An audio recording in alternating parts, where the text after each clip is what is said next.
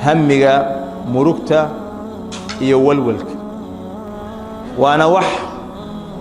dabeecad qofka la socota oo la nool inuu murugoonayo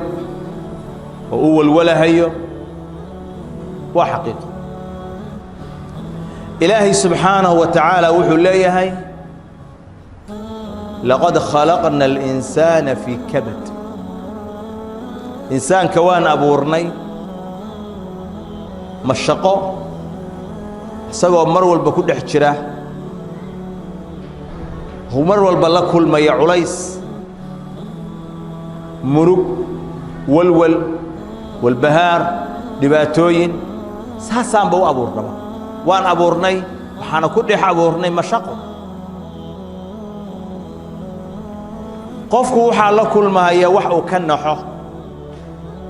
wuxuu ka murugoonahayo wuxuu ka tiiraanyoonahayo dhinac walba ayay kaga hareeraysantahay noloshan adduunyada ayaana sidaas ah meel aan walwal oolin oo muruga aysan oolin oo naxdin aysan oolin waxay taallaa aakhiro waa jannada ilaahay subxaanahu wa tacaala arrinkaa isaga ah quluubta dadku waa u kala nugul yihiin waayo waxaa jira qalbi caamir biliimaan ah iimaanku ka buuxo ilaahay iimaan xoog la siiyey saa'ibta iyo murugadu markay ku timaado wuxuu ku qaabilayaa inuu ku raali noqdo biqadaa'ihi wa qadarihi jalla wa ala ayuu ku qaabilaya markaas waxa kaaga muuqda isagoo masaa'ib badani ay ku dhacday albahjatu wasuruur farxad في فرعونان هي وجهيسا كاغا موقنay way waxaan uu arkayo adduunyada oo dhibaatooyin ah wuxuu aaminsan yahay haduu ku sabro dar ilaahay ugu sabro uu yiraahdo inna lillahi wa inna ilayhi raaji'uun uu yiraahdo ilaahu musiibadii ugu dhacday ajarsi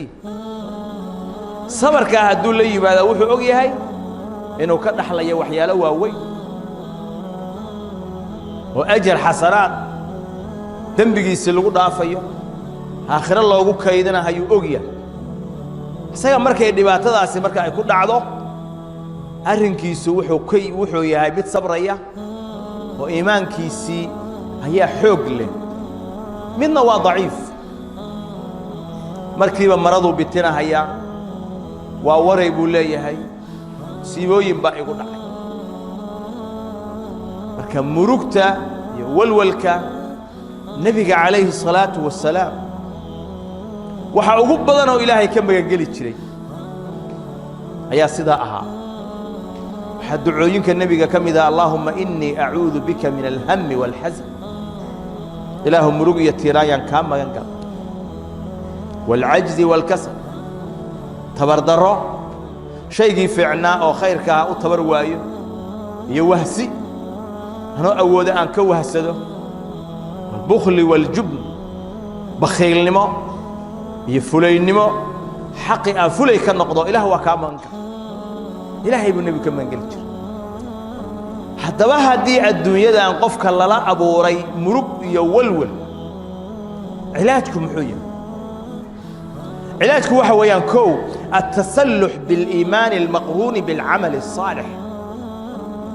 qofku inuu labisto oo hub ka dhigto iimaan iyo amal saalix inuu difaac ka dhigto waxa ugu weyn markii labada qofku uu helo iimaan iyo amal saalix uu labisto wuxuu soo galayaa qowlka ilaahay man amila saalihan min dhakarin aw untha wa huwa mu'min fala nuhyiyannahu hayatan tayyiba raya dumar عمل صالح قفك لي ماذا أصدقوا مؤمن وحان نولين إننا نرال طيبة أو وناكسن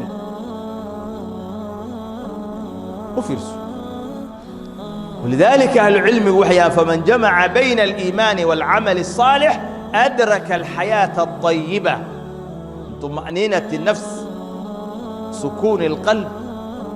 هدوء البال وراحة الضمير قفك إلهي لبدا أكل مية إيمان يعمل صالحا وحو هليليا أو قاريا دقناشه يحسلوني يقلبي سوء خلخل يسود حياة دريمين هي أصغى وحويات قلبي سيلها أدتشي مصائبته يدباتويك يبمركتو مركا يتباطو قف كان ما بها بقفك كل عيسى قلبي يودجم حي القف كان وحول لبسيه هاي الإيمان والعمل الصالح عملك الصالح